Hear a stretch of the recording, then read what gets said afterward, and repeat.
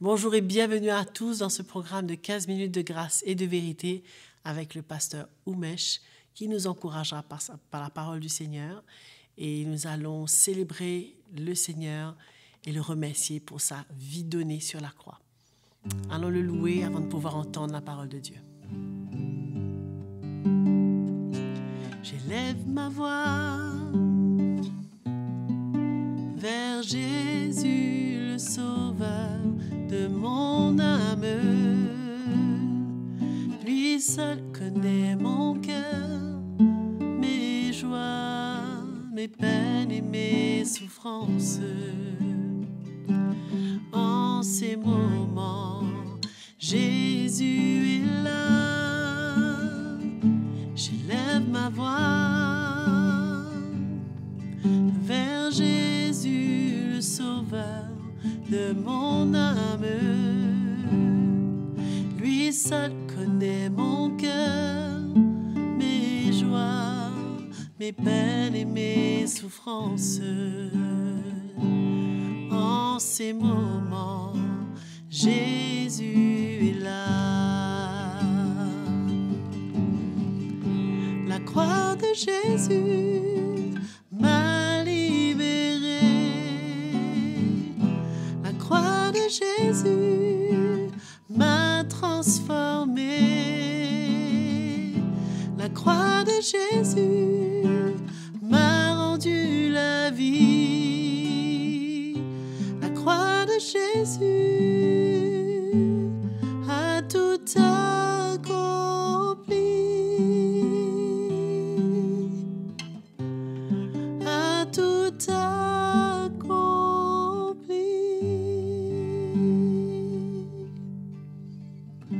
Alléluia, nous remercions le Seigneur et nous allons être à l'écoute de sa parole. Bienvenue à tout le monde dans cette session de 15 minutes de grâce et de vérité. Et je remercie Joël de nous avoir aidés pour louer le Seigneur. Amen. Et le thème de mon message, c'est « La parole de Dieu est une sémence ». Et pour cela, nous allons lire dans Luc, chapitre 8, à partir du verset 11.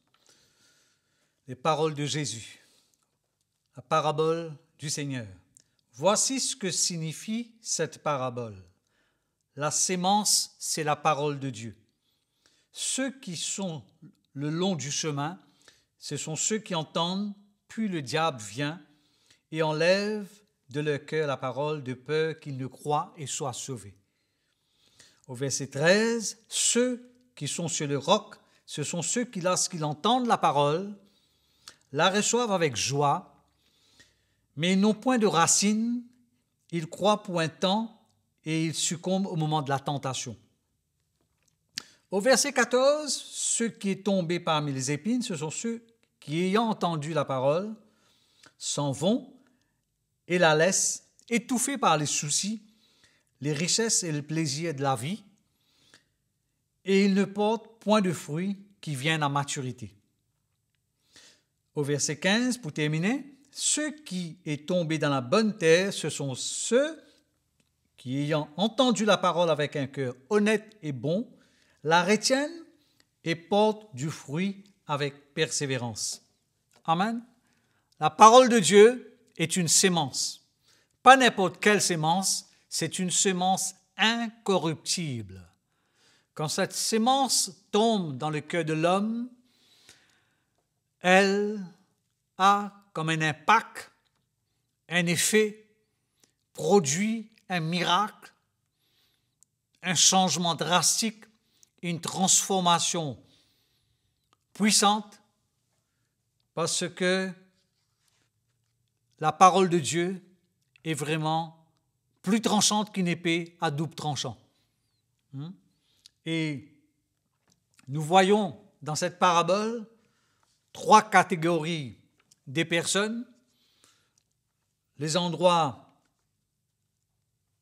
pour commencer, le long du chemin, c'est un endroit superficiel, là où on reçoit la parole de Dieu avec beaucoup de légèreté, superficialité, et ça n'a pas l'effet qu'elle aurait dû avoir. tombe dans des endroits pierreux, c'est-à-dire pas de racines, pas de profondeur.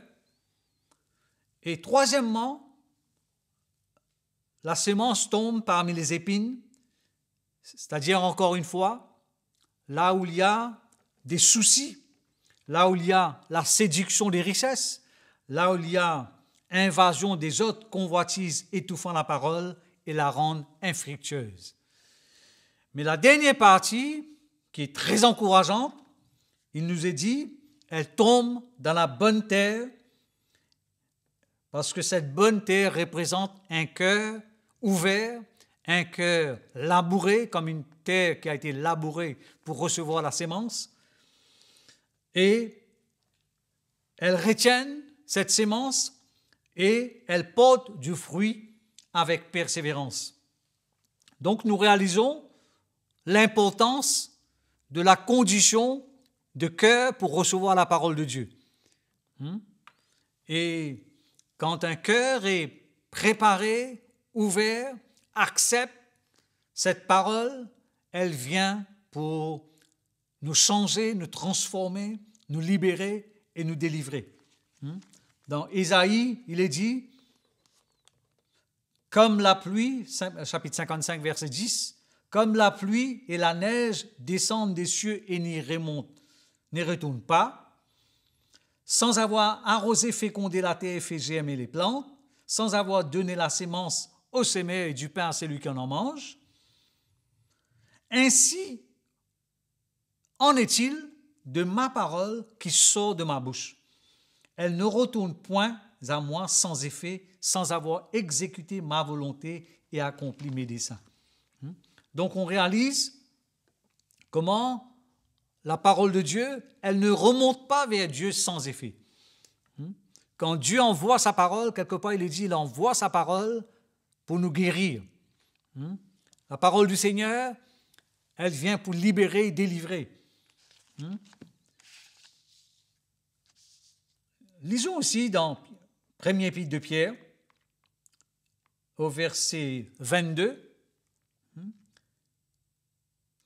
très clair ce que Pierre dit, « Ayant purifié vos âmes en obéissant à la vérité, la parole de Dieu est la vérité, pour avoir un amour fraternel sincère, aimez-vous ardemment les uns les autres, de tout votre cœur. » Verset clé encore une fois, « Puisque vous avez été régénérés, non par une sémence corruptible, mais par une sémence incorruptible, par la parole vivante et permanente de Dieu, car toute chair est comme l'herbe, et toute sa gloire comme la fleur de l'herbe. L'herbe cesse et la fleur tombe, mais la parole du Seigneur demeure éternellement. » Jésus dit quelque part, « Le ciel et la terre passeront, mais la parole de Dieu, elle demeure éternellement. » Encore une fois, je me permets de répéter ceci, les paroles du Seigneur sont esprit et vie. Elles communiquent la vie. Elles nous donnent la vie. Comme nous avons lu dans le psaume premier, comme David le dit, qu'on est comme un arbre planté près d'un courant d'eau. Lorsque cette parole du Seigneur pénètre notre cœur, vous savez, ce n'est pas dans notre tête qu'on doit comprendre, mais c'est avec notre cœur. C'est pour cela même le Seigneur, quand il vient vers nous, tout au début, au commencement, elle dit, dans sa parole, elle frappe la porte de notre cœur, et lorsqu'on ouvre notre cœur, il vient et il fait sa demeure en nous. Comme quoi, comment, frères et sœurs, la parole du Seigneur, elle nous purifie, elle nous lave, elle nous change, elle nous transforme. C'est une sémence, la sémence de Dieu.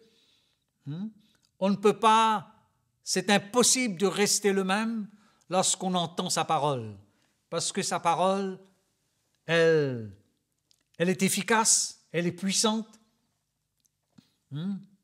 Comme il est dit dans l'Épître de Pierre, on vient de lire, elle est vivante, elle est permanente, elle ne change pas, elle ne vieillit pas, Et cette parole est celle qui a été annoncée, qui vous a été annoncée par l'Évangile, dit Pierre. L'Évangile, c'est la bonne nouvelle. L'Évangile, c'est aussi la sémence du Seigneur. Comme quoi, comment on trouve, c'est dans l'Évangile. Il y a un chant qui dit, c'est dans l'Évangile qu'on trouve la paix, la joie, le bonheur, le repos. Et tout ça est décrit comme la puissance de la parole de Dieu. Sa parole ne remonte pas vers lui sans avoir accompli sa volonté, exécuté ses desseins. Quand Dieu envoie sa parole, il y a un but divin. C'est pour cela que nous devons vraiment ouvrir notre cœur et permettre à ce que cette sémence, elle porte du fruit. Le but du Seigneur, lorsqu'on entend sa parole, c'est qu'on puisse porter des fruits. Nous sommes appelés à porter des fruits. Grandir, s'épanouir, avancer, progresser. C'est à cet égard que Paul le dit, que vous avez été appelés, de marcher de progrès en progrès, de foi en foi, de victoire en victoire, de croissance en croissance, de maturité en maturité. On n'est pas appelé à une vie stagnante, là où on devient statu quo, mais on est appelé à progresser, bien sûr, selon le rite que l'Esprit du Seigneur œuvre dans nos vies, œuvre dans nos cœurs. Mais en ouvrant notre cœur, en acceptant sa parole, c'est un défi, parce que la parole du Seigneur, ce n'est pas toujours selon notre logique, mais la parole du Seigneur nous demande très souvent de faire des choses que dans le naturel, ça semblerait illogique, mais de reconnaître quand Dieu nous parle au travers de sa parole, mais qu'on a tout intérêt de nous soumettre et d'accepter, et c'est comme cela qu'on verra la main puissante et agissante du Seigneur en notre faveur. Lorsque nous lisons l'histoire de ceux qui nous ont précédés, nous voyons comment le Seigneur avait un but divin dans la vie de chaque homme mentionné dans sa parole, et comment Dieu a un but divin pour chacun de nous, un plan constructif. Suffit de reconnaître, encore une fois, comme je l'ai dit dans la première session, l'autorité de sa parole. Et c'est comme cela qu'on va grandir, parce que cette parole, elle est efficace, elle est puissante, et elle nous emmène de plus en plus dans cette place, là où on goûtera une nouvelle maturité, de nouvelles étapes, un autre niveau, et monter un autre cran dans notre marche avec le Seigneur, et c'est tout en acceptant que sa parole nous construit. Voilà le but de la parole de Dieu, comme une sémence qui tombe dans notre cœur. C'est pour nous faire avancer et grandir, épanouir et de devenir des fils et des filles dans sa maison. Vous savez, pour terminer, il y a différentes étapes dans la marche chrétienne. Paul le dit, lorsque nous étions enfants, nous agissons comme des enfants, nous parlons comme des enfants, nous avons la réaction des enfants, l'attitude des enfants, mais lorsque nous grandissons, il dit, nous mettons de côté ce qui était de l'enfant et nous nous portons vers de l'avant pour des nouvelles étapes. Mais voilà, que le Seigneur nous encourage, que le Seigneur nous aide, et que sa parole pénètre nos cœurs, nos vies, et nous libère, nous délivre. C'est ça l'efficacité de sa parole. C'est ça la sémence de Dieu. Elle n'est pas en vain. Quand Dieu parle, ce n'est jamais en vain.